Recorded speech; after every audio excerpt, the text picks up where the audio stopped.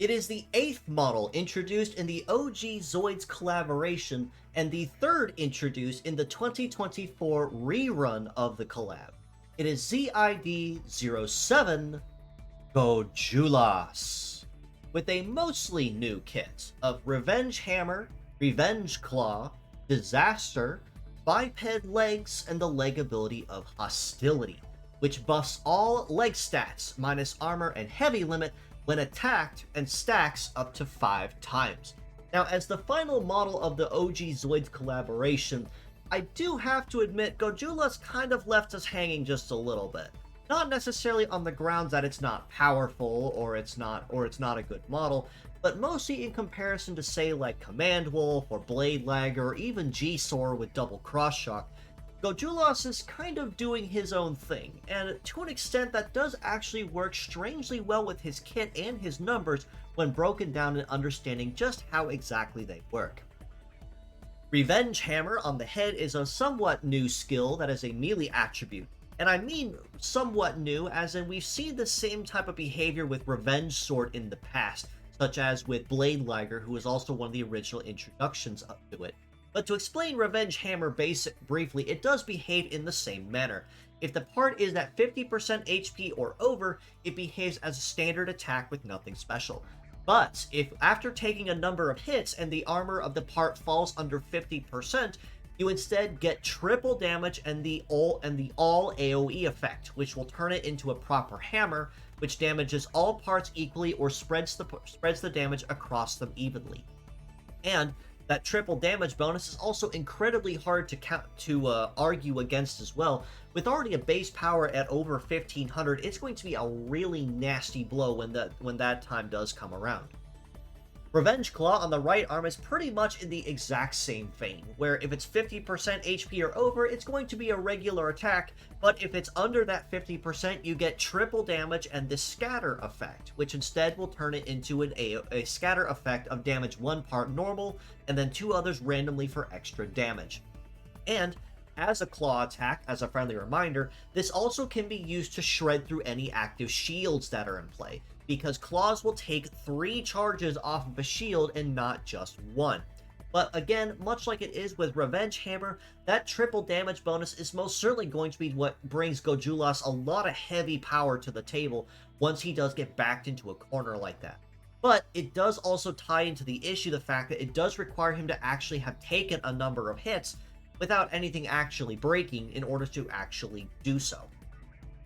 Disaster on the left arm is a melee attribute skill and kind of a variant of the OG Destroy family, in that it behaves as a regular piercing type of attack, but if it manages to successfully attack the targeted part the enemy was using, it'll turn into an insta-destroy, much like any other destroy type part will.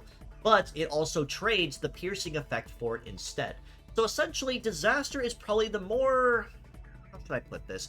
It's the more user-friendly version of it, which you can use in a lot of different situations, where it'll behave as Destroy under the right circumstances, but behave as a regular attack in all others. And with a base power of 1225, even with the piercing, that is not too shabby either.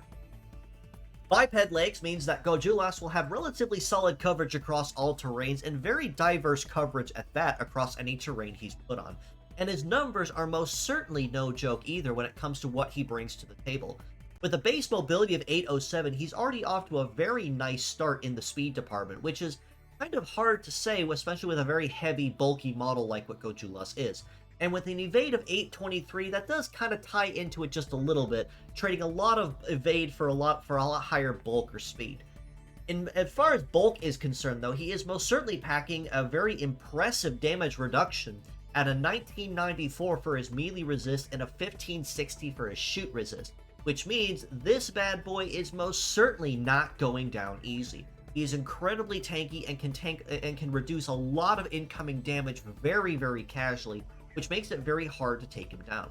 And as if that weren't enough either, he also is incredibly healthy in the HP department too, with a head armor of about 6479, arms about 5100 each, and legs at just over 5300. Gojulas is not only incredibly bulky, but he's also immensely tanky. which means that while it does kind of tie back into his ability of Revenge Hammer and Revenge Claw, he can most certainly take the hits remarkably well without anything breaking him. And with the ability of Hostility tying into that mix, every time he's attacked, he gets faster, bulkier, and just a little bit more dodgy than he was before, stacking up to 5 hits. All this being said though, as a pure set score, as powerful as Gojulas can be, I still have to rate it a middle-of-the-road 5.5 out of 10. Primarily for the fact that while the bulk and the damage reduction is most certainly there, Disaster is probably going to be the most consistent type of attack you're going to use on him. Revenge Claw and Revenge Hammer most certainly can be immensely powerful in the right circumstances, but they also require Gojulas to have taken a number of hits without anything actually breaking. And if it does, you have to keep that HP restoration incredibly controlled so that it doesn't end up going over the 50% mark and end up taking away his damage bonus. So Gojulas is someone that you're honestly better keeping right up against the wall, and if you're going to be using any kind of restoration, Rebirth, Revive, and First Aid are probably going to be all he's going to need. But with the ability of Hostility, like I said, synergizing well, it does mean that the longer he's allowed to stay alive, he is going to make himself harder of a foe to take down.